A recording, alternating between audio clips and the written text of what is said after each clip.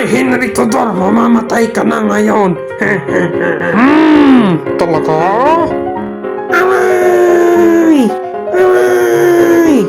Dahil patay na si Richard, ako na ang hari ng Inglaterra. Henry, buntisin mo ng reyna mo ako.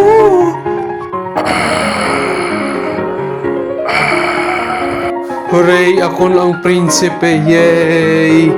Arthur! Ikakasal mo na si Catherine ng Aragon kapag tama ng panahon. Okay lang yan sa akin, tatay. Ikaw, Henry, ikaw na maglaro sa sarili mo. Hello, Arthur. Ako ito si Catherine. Yung mapapangasawa mo. Catherine, ang ganda ng mata mo. Haha, dahil si Catherine ang prinsesa ng Aragon, Espanya, kakampi ko na ang Espanya. Namatay si Prinsipeng Arthur, masamang balita ito. Paano ko na maging kakampi ang Espanya? Ang asawa ng kuya ko ay biyuda na, kung sana may isang anak pa ako. Tatay Henry, nakita mo ang espada ko? Henry, gusto mo ba na ikakasal ka sa asawa ng patay mo na kuya? Nakakadiri ka, tatay. Bakit? May reklamo ka ba? Hindi naman sa ganyan. Bawal sabi sa Biblia, hindi ka magkaroon ng anak kapag asawa mo ang asawa ng kapatid mo kahit patay na. Kailangan ko magpaalam sa Santo Papa. Henry, nandiyan ang tatay mo. Papa, ano ang sabi ng Santo Papa? Okay lang daw, sabi niya. Naku po, namatay si Elizabeth ng York. Mama.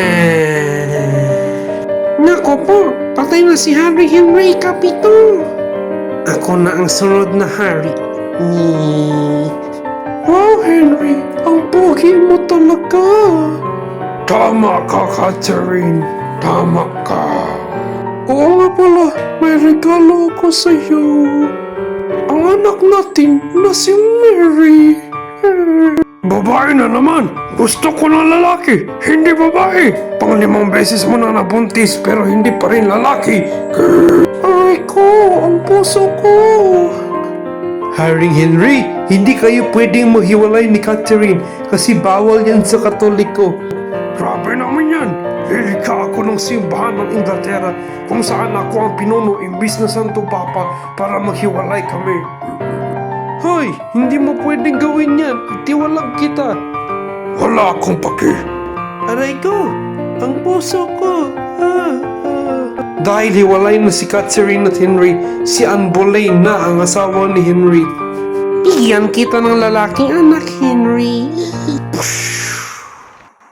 Halimaw ka! Niloko mo ako!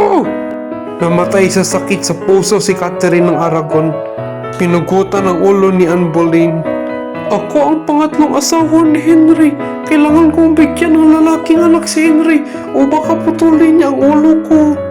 Sa wakas, may anak si Henry na lalaki, si Edward pang-6. Pero namatay si Jane Seymour dahil sa impeksyon. Nakasuot lamang ng itim si Haring Henry. Henry, oras na para pumili ng bagong asawa. Payag ka pa na si Anne ng Cleves ang asawa mo? Okay lang siya. Maganda naman siya. Dapat siya ang aking pang-4 na asawa. Nasa Alemanya siya. Sige, sabihin ko sa kanya. Nasaan si Henry? Nandito na ako sa Inglaterra. Mabuti nakasuot ako ng maskara. Hindi niya ako makilala. Sino ka? Sino ka? Thomas Cromwell, dapat mawala ang ulo mo kasi pangit ang binigay mo sa akin katulad sa ibang Katoliko na nasa Inglaterra. Dapat ako lamang ang pinuno ng simbahan ng Inglaterra kaya kung may makita kayong Katoliko, awayin ninyo sila. Naghiwalay si Henry at Anne ng Cleves. Ang pang-5 asawa ni Henry ay si Catherine Howard. Galing kong sumayaw. Catherine, hindi ka raw birhen bago mo ako ikinasal. Masama ka! Tapos pinsan mo pa ang kabit mo. Putulin ang ulo mo. What? What the fuck? Wag! Ako ang pang-anim na asawa ni Henry Pangwalo. Ako ang nakalaga sa kanya kahit mapipikon siya sa mga debate ko. Malapit niya akong ikinulong noon. Catherine! Gamutin mo ang paa ko! Nandyan na! Pagkatapos ng sinakop ang Pransya ng huling beses, lalong tumaba at lalong nagkasakit si Haring Henry. Namatay siya sa kaarawan ng ama niya, edad 55. Ang lalaking anak niya na si Edward ang naging sunod na hari. Tapos si Mary, tapos si Elizabeth. Dahil walang anak si Elizabeth, natapos ang dinastiyang Tudor na ginawa ng ama niya at Stuart na ang sunod na dinastiya.